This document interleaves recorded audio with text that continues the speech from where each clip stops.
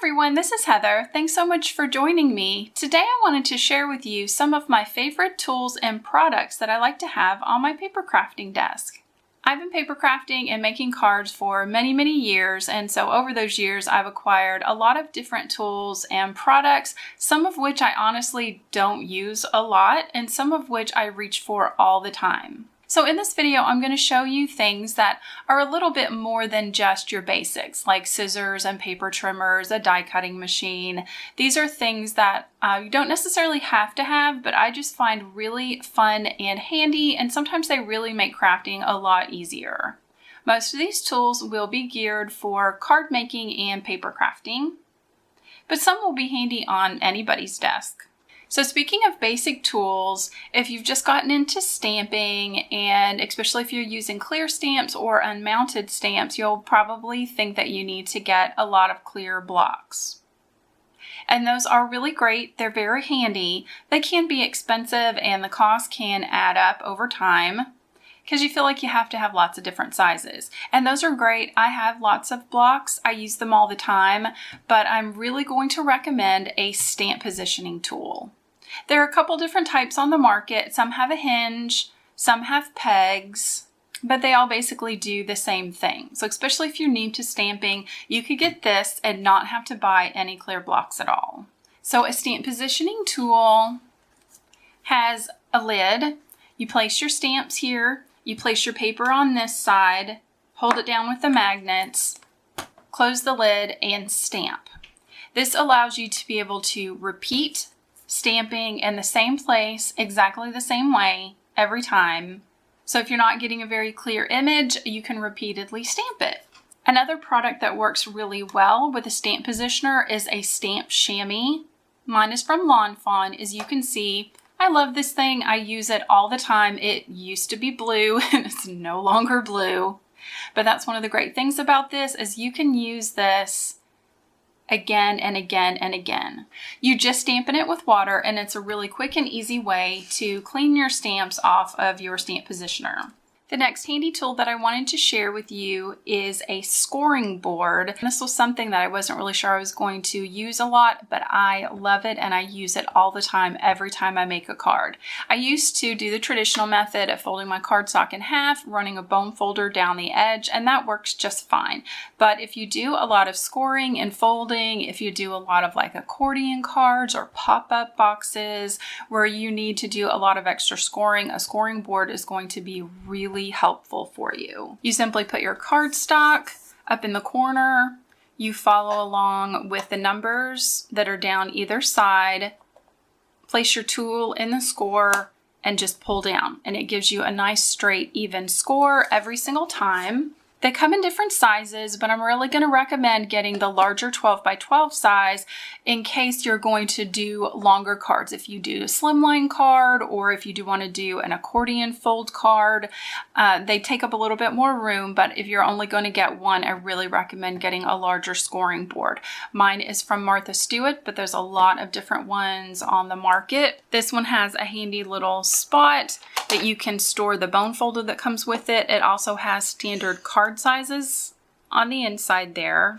But another great thing about this particular model is this little triangle that tucks in at the back of the scoring board. And this is an envelope maker. You use it along with the scoring board and you can create your own envelopes in lots of different shapes and sizes. So if you're doing something that's a non-traditional size, that's okay. You can just make your own envelope. The next tool I wanted to share with you is the diamond magnet from Spellbinders. This is a really handy way to place your dies when you're working. If you're like me, when you're doing a project, you've got paper and stamps and dies all over your desk, and sometimes it's really easy to lose them.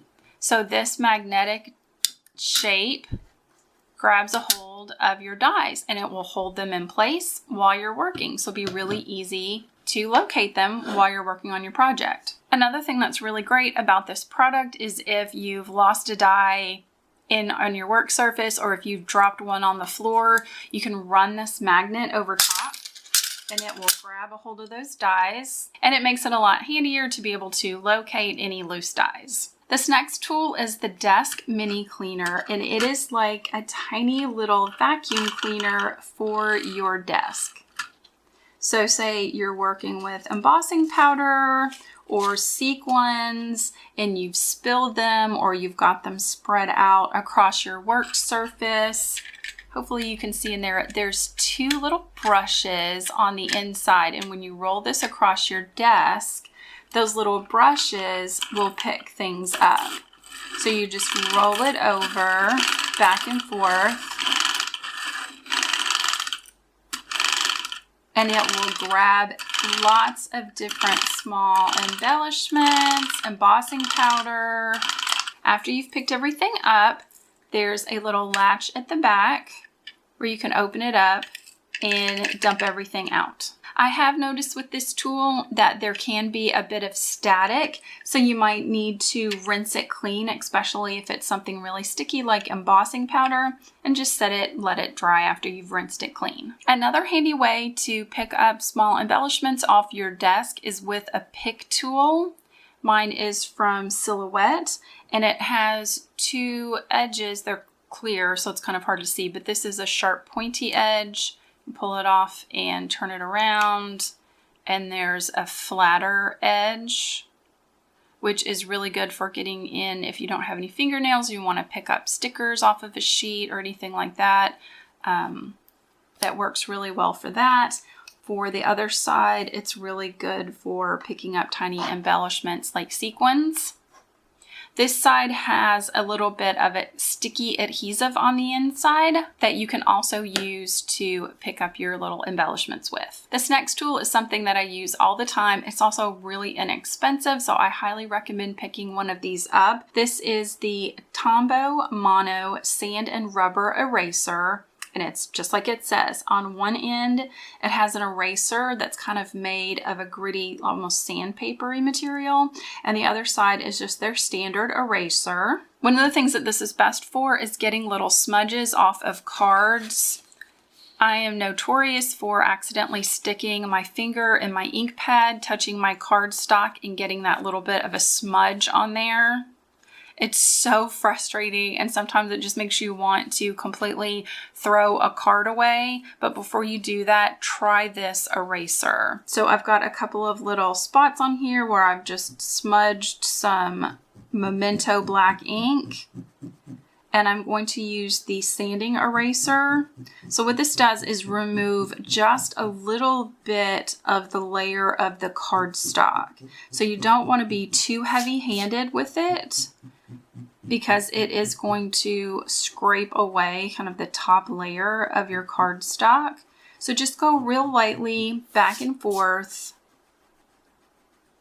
and kind of sand that ink away. It might take a minute, but eventually it is going to get rid of almost all of that ink.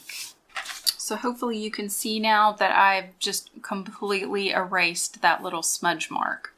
For smaller marks, you can also just use the regular eraser side, and sometimes that alone will work. You don't even need to use the sanding section. I love this thing. It is one of my favorite tools. It has really helped me to save a lot of cards that I thought I had just completely messed up.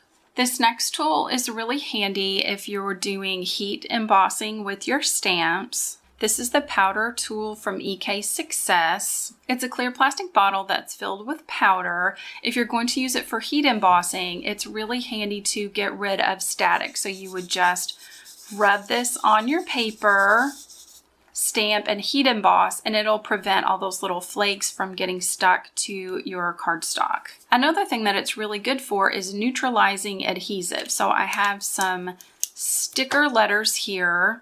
You can see it's sticking to my finger.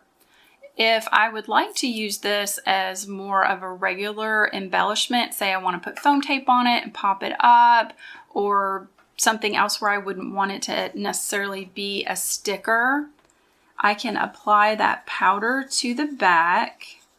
So just liberally rub the powder onto the sticky back and now that is no longer a sticker. Something else that you can use it for is if you've placed adhesive in a section that you don't want it and you can't really get it off, or if it's just kind of off the edge of a cardstock. Again, just rub that powder over the top, and that's going to completely neutralize that, and that area will no longer be sticky. Along that same lines is an adhesive eraser. This is just a rubber eraser.